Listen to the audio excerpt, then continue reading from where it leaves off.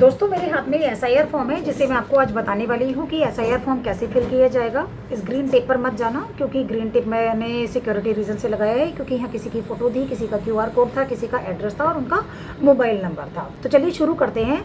अगर आपके पास hard copy of SIR है तो आप इस फॉर्म को कैसे फिल करेंगे, शुरू करते हैं। दोस्तों देखिए, ऊपर की तरफ 2 कॉलम दिए हुए हैं और एक कॉलम नीचे की तरफ दिया हुआ है, ठीक है। तो हम बात करते हैं वो कॉलम जो ऊपर की तरफ दिए हुए हैं। यहाँ पर ध्यान से देखो, एक लेफ़्ट साइड में दिया हुआ है और एक राइट साइड में दिया हुआ है।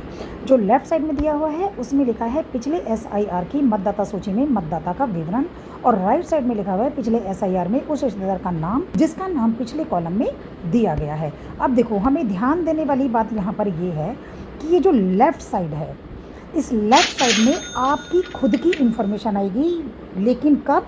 अगर 2002 में आपका वोटर आईडी कार्ड बना हुआ था तो। इन केस आपका वोटर आईडी कार्ड 2002 में बना हुआ ही नहीं था तो ये कॉलम आपको ब्लैंक छोड़ देना है, यहाँ पर आपको कुछ भी फिल नहीं करना है। चलते हैं राइट साइड पर। राइट साइड में आपको, अब क्योंकि आपका नाम 2002 में वोटर आईडी बना हुआ था ही नहीं तो आपको राइट साइड वाला कॉलम भरना है। यहाँ पर आपको अपने फादर की या अपनी मदर की 2002 की डिटेल्स फिल करनी है। ये बात आपको याद रखनी है। 2002 की डिटेल्स आपको कहाँ से मिलेंगी, ये मैंने कल की वीडियो में आप लोगों को ऑलरेडी बता दिया था। तो जिन्होंने मेरी कल की वीडियो मिस कर दी है वो प्लीज़ मेरी कल की वीडियो निकाल कर देख लें कि 2002 की इन्फॉर्मेशन कैसे मिलेगी, और वहाँ से 2002 की सारी इन्फॉर्मेशन निकाल कर अपने मदर फादर की और अपनी भी तभी इस फॉर्म को फिल करें। तो चलिए शुरू करते हैं। तो राइट साइड में आप यहाँ पर अच्छा ये बात याद रखना कि मैंने दिल्ली के फॉर्म देखे थे, दिल्ली में ये वाला कॉलम जिसमें लिखा है पिछले एसआईआर में उस रिश्तेदार का विवरण, ये वाला कॉलम नीचे की तरफ है, ऊपर की तरफ नहीं है। तो ये बात आप लोग याद रखना कि ये कॉलम कहाँ पर है, ऊपर है या नीचे है। ऊपर है तो ऊपर फिल कर देना, नीचे है तो नीचे फिल करना, लेकिन इस वाले कॉलम में ओनली 2002 की, वो भी आपके मदर या फादर की इन्फॉर्मेशन आएगी, आपकी नहीं आएगी।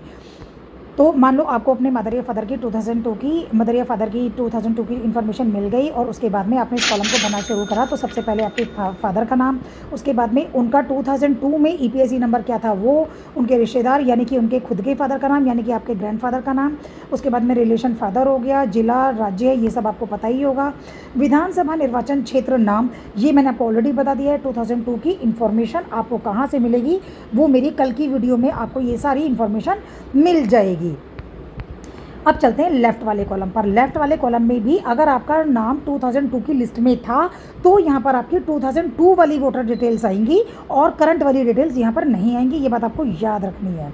अगर आपने, एक बात और आपको याद रखनी है, इन केस कि आपने 2002 की अपनी डिटेल्स लेफ़्ट वाले कॉलम में फिल कर दिए तो आप राइट वाला कॉलम में कुछ भी नहीं लिखेंगे, और अगर आपने राइट वाले कॉलम को फिल किया है तो आप लेफ़्ट वाले कॉलम में कुछ भी नहीं लिखेंगे। आई होप आपको इतनी बात समझ में आ गई होगी।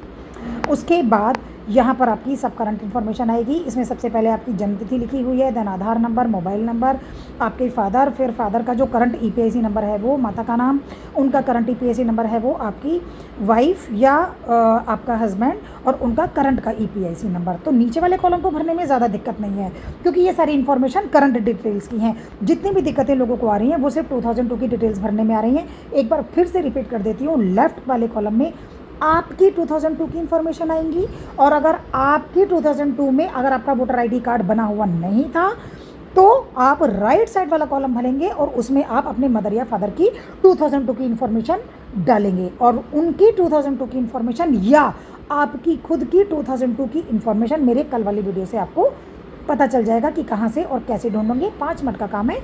आप मेरी वीडियो को आराम से तसल्ली से देखना और अपनी इन्फॉर्मेशन निकाल कर तब इस एसआईआर फॉर्म को अच्छे से फिल करना।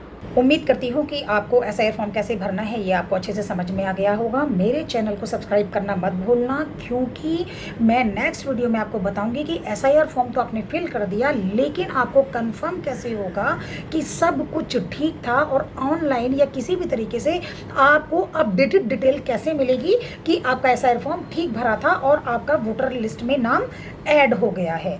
तो प्लीज़ चैनल को लाइक करना, सब्सक्राइब करना, प्लस अपने रिश्तेदारों को, दोस्तों दोस्तों को और पड़ोसी को शेयर करना, ताकि जिन्हें भी SIR का फॉर्म फिल करने में प्रॉब्लम आ रही है या उनके पास 2002 की इन्फॉर्मेशन फाइंड आउट करने में प्रॉब्लम आ रही है, तो वो ये वीडियो देख करके अपनी सारी प्रॉब्लम्स का सॉल्यूशन फाइंड आउट कर सकें और अपना SIR फॉर्म फिल करके अपनी नागरिकता सुनिश्चित कर सकें। जय हिंद।